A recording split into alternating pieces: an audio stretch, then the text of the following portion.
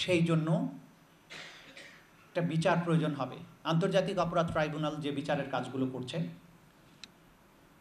সেখানে দু ধরনের বিচারের জন্য আমরা কাজ করছি।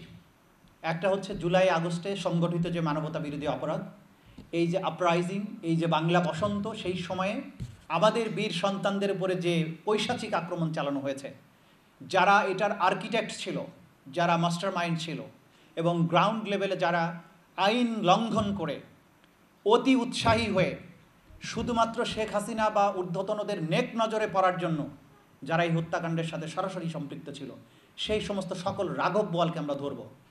আমাদের টার্গেট হচ্ছে সত্যিকারের পারপিট্রেটর গোটা পুলিশ বাহিনী নয়। সেজন্য আপনারা দেখবেন আন্তর্জাতিক অপরাধ ট্রাইব্যুনাল থেকে মোট 50-এর সামান্য বেশি সংখ্যক পুলিশ অফিসারকে আমরা আসামি করেছি। অথচ বাংলাদেশে 2000-এর বেশি মানুষকে খুন করা হয়েছে। এর সাথে হাজার হাজার পুলিশ বাহিনীর সদস্য জড়িত ছিল। 25,000-এর বেশি আহত হয়েছে। অ্যাট্রোসিটির কি মাত্রা আপনারা কল্পনা করতে পারেন, আপনারা নিজের চোখে দেখেছেন। আমরা কিন্তু হাজার হাজার পুলিশকে ধরছি না। এটার মেসেজ এটাই যে বাকিদেরকে ঢালাওভাবে আমরা শিকারে পরিণত করব না। আমাদের টার্গেট কনস্টেবল পর্যায়ের পুলিশ নয়।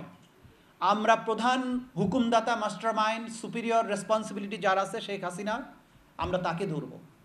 আমরা তার পরবর্তী ক্যাবিনেটে যারা ছিল তাদেরকে ধরতে চাই।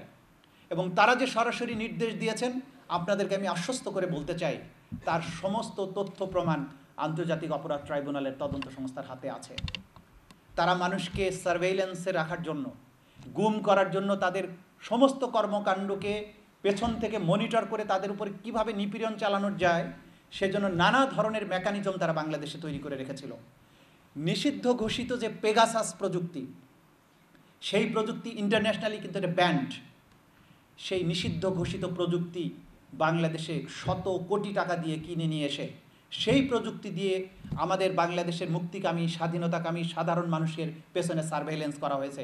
বিরোধী দলের নেতাদের উপরে সার্ভেইলেন্স করা হয়েছে। যারা ওপিনিয়ন মেক করেন সমাজের, সমাজকর্মী, মানবাধিকার কর্মী, তাদের পেছনে সার্ভেইলেন্স করা হয়েছে। তাদেরকে ধরার কাজে এটা ব্যবহার করা হয়েছে। তাদেরকে ধরে অনেককে মারা হয়েছে, ক্রস ফায়ার দেওয়া হয়েছে, আয়নাঘরে বন্দি করা হয়েছে। আয়নাঘরের ব্যাপারে আপনাদের কিছু তথ্য শেয়ার করতে চাই। টিএফআই সেল নামে যে আয়নাঘরটি আছে ঢাকায়, বাংলাদেশে আপনাদের শুধু ঢাকা নিয়ে ভাববেন না, প্রত্যেকটা জায়গায়, জেলায় এই ধরনের আয়নাঘরের সন্ধান আমরা পেয়েছি। সেই টিএফআই সেলে একজন ব্যক্তির কথা বলবো, যিনি একজন সুপ্রিম কোর্টের আইনজীবী, একজন ব্যারিস্টার। তাকে 8.5 বছর বন্দি করে রাখা হয়েছিল একটা রুমে। দিন রাত 24 ঘন্টা তাকে চোখ বন্ধ করে বেঁধে রাখা হতো। দিনের বেলায় সামনে হাত করা পরিয়ে রাখা হতো, রাতের বেলা ঘুমের সময় তাকে পেছনে হাত করা পরিয়ে রাখা হতো। এইভাবে আলো বাতাসহীন একটা রুমে, যে রুমের কোনো ভেন্টিলেশন নেই, কোনো ফ্যান নাই, কোনো লাইট ছিল না। পরবর্তীতে তাকে একটা লাইট দেওয়া হয় এজন্য যে রাতের বেলায় সে কী করছে এটা মনিটর করার জন্য বাইরের থেকে একটা ছোট্ট ছিদ্র ছিল, সেটা দিয়ে তাকে যাতে বোঝা যায় সেটার জন্য একটা লাইট লাগানো হয়েছিল।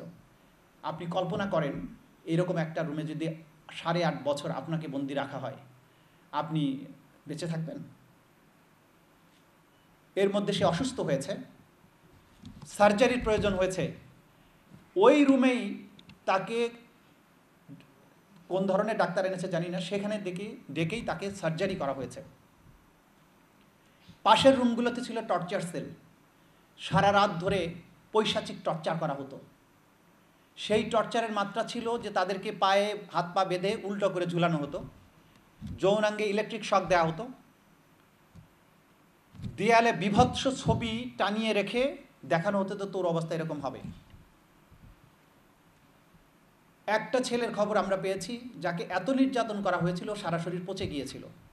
পাশের রুমের বন্দিরা বলতো যে এখানে অনেক দুর্গন্ধ হয়, কেন? তো তখন এয়ার ফ্রেশনার দিয়ে বারবার ফ্রেশ করার চেষ্টা করা হয়েছে। পরবর্তীতে জানা গেছে যে বন্দি ফিরে এসেছে, সে বলেছে তাকে এত নির্যাতন করা হয়েছিল, ঘা হয়ে গিয়েছিল, তার ঘায়ের দুর্গন্ধে পুরো সেলের মধ্যে বাকিরা এই দুর্গন্ধটা টের পেত। তারপরে একদিন সে মারা যায়।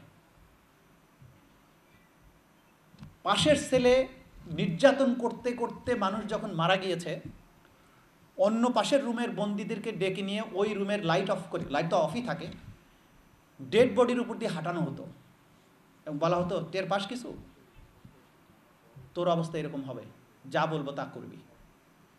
এইটা ছিল আয়নাঘরের চিত্র। আয়নাঘরের 3 ফিট বাই 6 ফিট সেলের মধ্যে ব্রিটিশ গণমাধ্যম স্কাই নিউজের সাংবাদিককে নিয়ে আমি প্রবেশ করে আমি বললাম, তুমি এখানে 2 মিনিট দরজা বন্ধ করে থাকো, কারণ কোনো ভেন্টিলেশন নাই, একটা স্টিলের দরজা আছে, সেখানে ছোট্ট একটা ছিদ্র আছে, ওইটা আবার মুরগির খোপের মতো বন্ধ করে দেওয়া যায়। ওকে বন্ধ করে দিয়ে ক্যামেরা নিয়ে বললাম, তুমি থাকো 2টা মিনিট। 10 মিনিটের কথা বলেছিলাম, 1.5 মিনিটের মাথায় সে হাঁপাতে হাঁপাতে বের হয়ে এসে বলল, so claustrophobic, it's impossible to stay here in.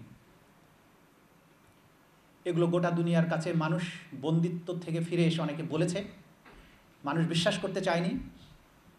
আমরা যখন এগুলো উদ্ঘাটন করতে শুরু করলাম, প্রধান উপদেষ্টা দেখতে গেলেন, গোটা দুনিয়ার গণমাধ্যমে এগুলো আসতে শুরু করলো, জাতি বুঝতে পারলো যে আসলে কি আচরণ করা হয়েছে। 15 বছরে শাসনের নামে বাংলাদেশে কি পৈশাচিকতার স্বর্গরাজ্যে পরিণত করা হয়েছিল।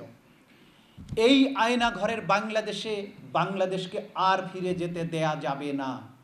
আমরা যদি সেটা ফিরে যেতে অ্যালাউ করি, তাহলে আমাদের শহীদ সন্তানদের রক্তের সাথে বেইমানি করা হবে, আমাদের আবু সাইদ মুগ্ধের রক্তের সাথে বেইমানি করা হবে। আমরা আমাদের সন্তানদেরকে নিরাপদ ভবিষ্যৎ তাদের জন্য রেখে যেতে চাই। যে বাংলাদেশে আমাদের সন্তানেরা নিরাপদ বোধ না করে তাদের মেধা থাকার কারণে ইউরোপ আমেরিকায় গিয়ে পড়াশোনা করার নামে চলে গিয়ে সেখানে সেটেল করা, আর কখনো বাংলাদেশে ফেরত আসতে না চাওয়ার যে কালচার বাংলাদেশে হয়ে গেছে, আমরা বাংলাদেশকে সেই দিন থেকে মুক্ত করে আনতে চাই।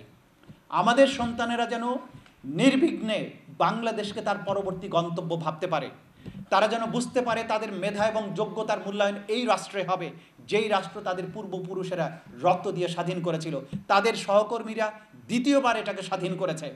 এই রাষ্ট্রকে আবার সেই পর্যায়ে নিয়ে আসা যাবে না যেদিন বাংলাদেশের ভিন্ন মত পোষণকারী মানুষদেরকে দেশ ছেড়ে বিদেশে গিয়ে রাজনৈতিক আশ্রয় নিতে হবে।